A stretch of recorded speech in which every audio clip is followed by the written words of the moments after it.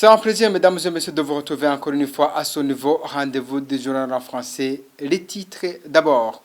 Les enfants ont fait objet d'instrumentalisation pendant cette campagne électorale. Pourtant, le code de procédure pénale est clair, ainsi que d'autres lois burundaises. Malheureusement, la justice burundaise est aujourd'hui incapable de se saisir de ces cas. Les femmes burundaises se plaignent. Vous aurez quelques détails avec le reportage réalisé en synergie de la radio Inzamba et la télé Renaissance avec Olivia Gakima. L'opposition politique burundaise accuse la CENI d'avoir un plan de fraude des élections. De par ces déclarations, les déclarations de cette commission inquiètent la coalition Sefor Arusha. Vous aurez les détails dans ce journal. L'ONG locale Focodé relève quelques violations des droits de l'homme pendant cette campagne électorale. Au moins 15 membres du parti CNL, entre les mandataires politiques et des candidats aux législatives. Voilà pour les titres de ce journal.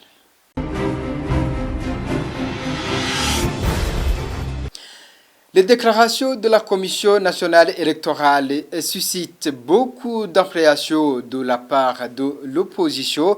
Pour la coalition Sefor Arusha, par exemple, le président de la CENI multiplie les preuves de la préparation du trucage du scrutin. Pour la coalition, les dernières sorties de Pierre Claver Kazisse sont juste des obstacles aux droits les plus élémentaires des électeurs et du public. Franck Kazé pour les détails. Plus les élections approchent, plus les communications de la CENI sont axées sur les aspects techniques du déroulement des élections. Et ce lundi, à 48 heures des scrutins, le président de la commission s'est focalisé notamment sur l'interdiction d'usage du téléphone dans les bureaux de vote ou encore d'attroupement à proximité des sites de vote.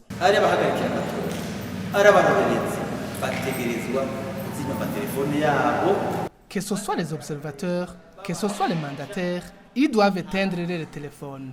Ils les allument quand ils sortent des bureaux de vote. Personne n'est autorisé à prendre des photos dans un bureau de vote. Nous disons aux électeurs qu'ils doivent laisser leur téléphone à l'extérieur. Après le vote, l'électeur retourne vaquer à ses occupations. Les rassemblements à côté des bureaux de vote sont interdits. Pour la coalition Sefor Arusha, ce n'est ni plus ni moins qu'un des moyens prévus pour opérer des tricheries en toute tranquillité.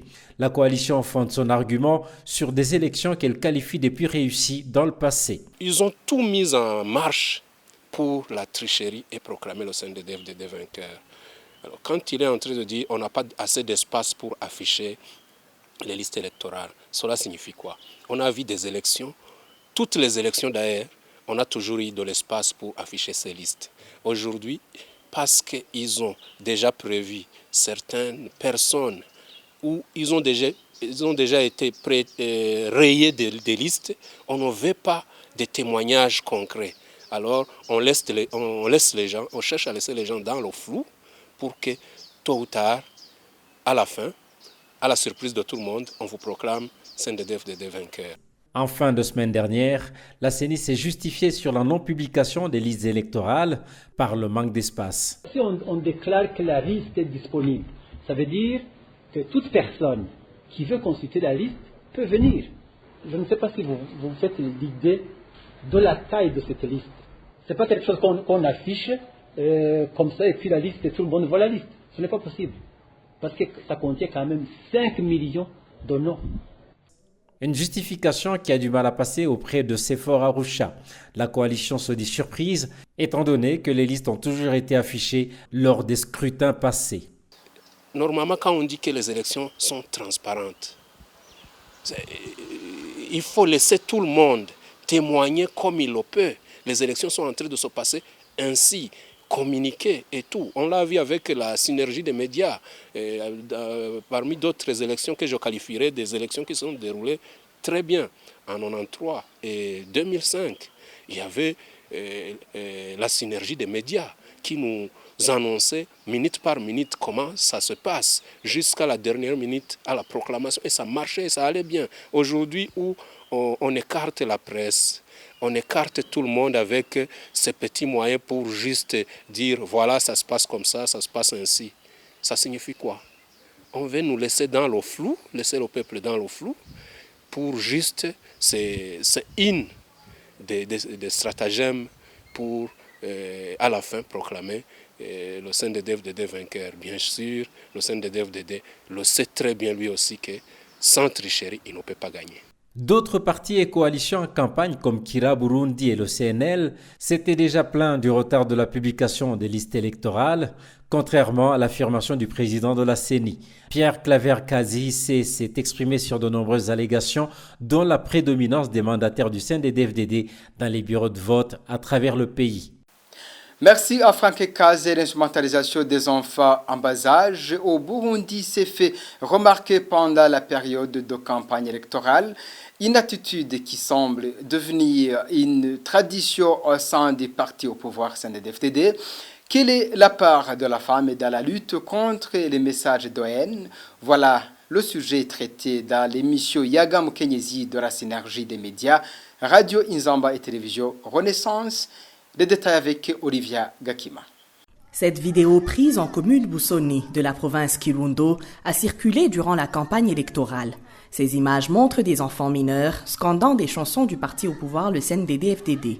Ces chansons rappellent des dates qui ont marqué l'histoire sombre du pays. Les enfants tiennent dans leurs mains des jouets en forme de fusil fabriqués à base de troncs de colocase et se paradent comme des militaires durant leurs exercices.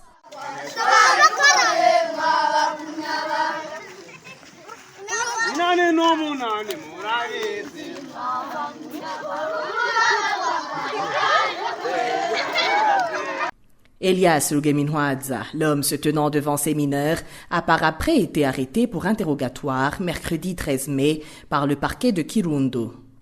Cette instrumentalisation des enfants au Burundi inquiète plus d'un, particulièrement les femmes. Pour Catherine Mabobori, mère, ancienne journaliste et parlementaire, les enfants ne devraient pas être entraînés dans la politique, car la place de l'enfant est sur le banc de l'école. Tout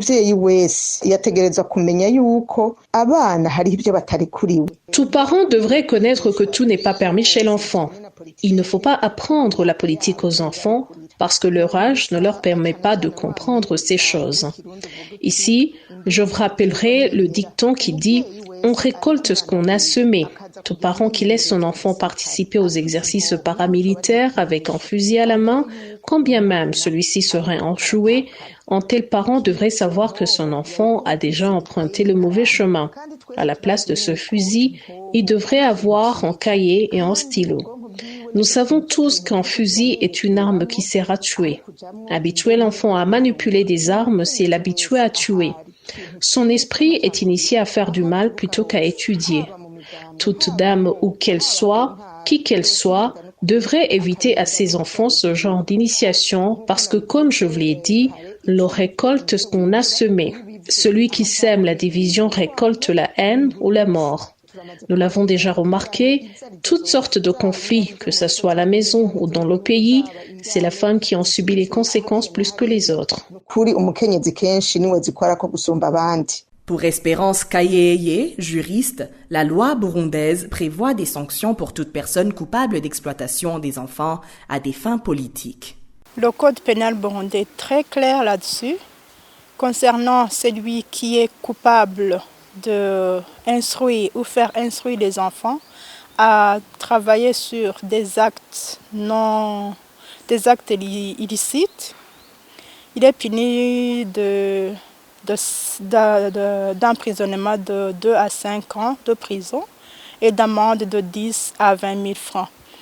D'un autre côté, l'enfant est protégé sur les droits de l'enfant. Il n'est pas permis qu'un enfant soit entraîné à travailler sur des actes illicites comme aller dans les combats, faire des exercices militaires, ainsi de suite. Je pense que la justice burundaise aujourd'hui va faire semblant de poursuivre ces malfaiteurs, mais ils vont commencer les enquêtes, mais ne vont rien dire à cela, là-dessus. A signaler que des messages similaires ont été enseignés aux jeunes enfants dont certains avaient moins de 5 ans, surnommés Ibisquivi Ngona, les aiglons. Dans ces vidéos, on y voit des enfants tenus du parti CNDD-FDD à qui on fait réciter aveuglément des faussetés sur certains faits marquants de l'histoire du Burundi et à qui l'on fait proférer des menaces à l'endroit des Burundais qualifiés d'ennemis du pays. Merci également Olivia Gakima. Les messages de haine qui sont véhiculés par certaines personnalités, les militants des partis CNDD-FDD identifiés ou non identifiés, constituent un crime que les auteurs finiront par répondre devant la juridiction nationale ou internationale. L'ancien porte-parole de la Cour pénale internationale, Ernest Sagaga, indique que ce genre de crimes ne peuvent pas échapper à la justice.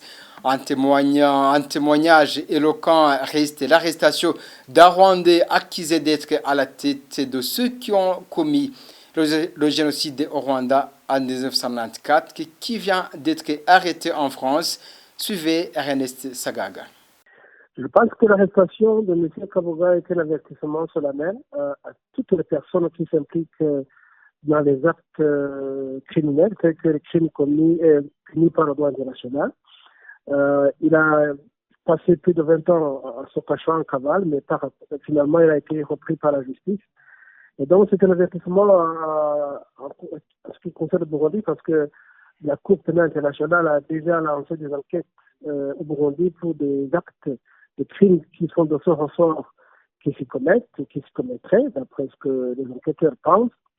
Et donc toute personne, peu importe la position qu'elle occupe, peu importe le temps que ça prendrait, parce que ces crimes ne sont pas soumis à prescription, eh bien, cette personne devrait savoir que tôt ou tard, elle devra répondre de ses actes devant les justices, soit nationales ou internationales. Et bien entendu, les éléments qui constituent un crime, c'est un crime de droit international, tel que les génocides, ou même les crimes de guerre, ou crimes contre l'humanité.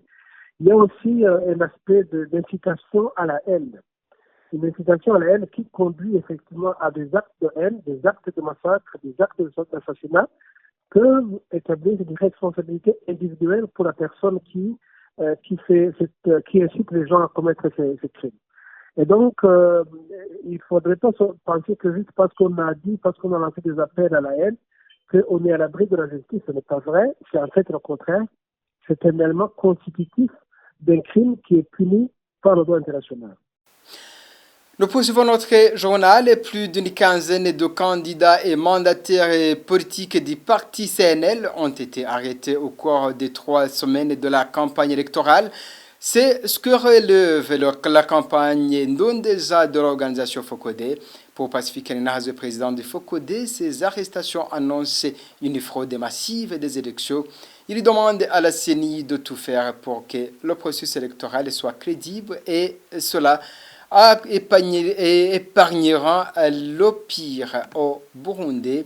Suivez Pacifique Nahazwe, il est président du Focodé. Au niveau déjà des candidats députés, nous avons été informés d'au moins 3 cas de candidats députés arrêtés. Il s'agit de Kati Kezimana pour la province de Bujumbura rural, de Séverin Nitunga pour la province de Ruyigi et de Laurent Douayo pour la province de Rumonge. Nous avons été également informés de l'arrestation de plus d'une douzaine de candidats aux élections communales et nous les avons remarqués dans toutes les régions du Burundi. Et ce qui est fort étonnant, c'est que tous les candidats arrêtés proviennent du parti CNL d'Agathon-Rwasa. Nous avons constaté qu'il y avait une deuxième cible de ces arrestations. Ce sont des mandataires des partis politiques, du parti CNL essentiellement. Il s'agit soit de ceux qui vont participer à des activités des bureaux de vote, ou bien il s'agit des mandataires, ceux qui vont observer l'élection au nom du parti CNL. Ceux-là aussi sont sensiblement visés dans tous les coins du Burundi. Alors cela donne une impression qu'il y a un plan de fraude massive dans cette élection, parce que on n'aurait pas une autre justification, mais pourquoi il y ait une priorité d'arrestation des observateurs ou des mandataires d'un parti politique? Ce n'est que pour les empêcher d'observer le processus électoral a empêché qu'il y ait un œil d'un adversaire au cours de l'élection. Donc ça inquiète et nous profitons de cette occasion pour lancer cet appel aux autorités burundaises et spécialement aux autorités de la CENI pour leur demander de tout faire pour qu'il y ait un processus crédible, parce que si l'élection n'est pas crédible ou n'est pas perçue comme crédible par la population burundaise, ce sera une élection qui nous ramène en arrière et qui risque de causer encore une fois des torts graves à la nation burundaise. Et pour clore, si les élections seront apaisées, le pays va connaître une stabilité politique et une amélioration économique. Cette analyse est de Faustin Ndikumana. Selon lui, ce sont les Burundais eux-mêmes qui vont faire le choix, car ils ont soif de la réconciliation ainsi qu'une justice indépendante. Faustin Ndikumana. Si ces élections générales étaient bien organisées, ça pourrait être une aubaine pour que le pays puisse retrouver le chemin de la stabilité, pour que le pays soit mis sur les rails. Donc, chacun est interpellé à donner son apport, sa contribution pour avoir des élections transparentes et crédibles afin de doter le pays d'institutions légales, légitimes, capables de tirer le Burundi des affres de la pauvreté. Nous interpellons le CENI, l'administration, les forces de l'ordre, les partis politiques, les observateurs, la société civile, pour que ces élections soient crédibles, soient transparentes. On aura fait preuve de patriotisme. Chaque Burundais, pour faire preuve de patriotisme, devrait donner son apport. En commençant par les plus hautes autorités, en l'occurrence le président de la République, qui a lui-même prié pour que ces élections soient bien organisées, ne soient pas fraudées. Les Burundais veulent une cohésion sociale qui garantit la réconciliation nationale autour des réfugiés. Les Burundais veulent une relance économique centrée sur la reprise de la coopération, les principes de bonne gouvernance, la lutte contre la corruption. Des institutions fortes qui garantissent le respect des droits de l'homme, qui garantissent l'épanouissement du secteur privé. Dans ce cas, alors, il faut laisser le peuple s'exprimer. On aura alors fait avancer notre pays. Il faut vraiment éviter de reculer, il faut avancer, du moins si on analyse la situation dans laquelle nous trouvions, surtout la crise politique qui avait paralysé notre pays depuis 2015. Nous osons espérer que la situation pourra aller de l'avant une fois ces élections sont bien organisées. Voilà, c'est ce que prend fait ce journal. Merci de l'avoir suivi. Au revoir et au prochain rendez-vous.